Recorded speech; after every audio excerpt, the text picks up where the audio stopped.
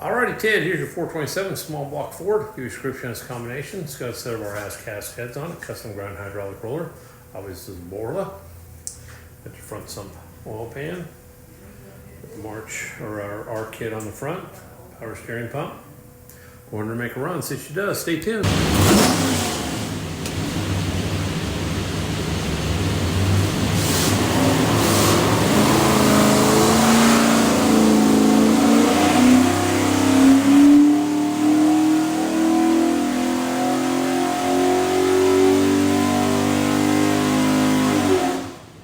Okie doke, 3,500, 509 foot-pounds of torque, peaks torque 536, peaks horsepower 527.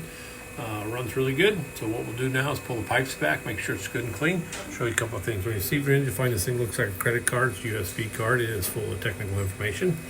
In the crate will be an engine pack, and you'll have this in the spec sheet. I highly recommend read over that. It's good information.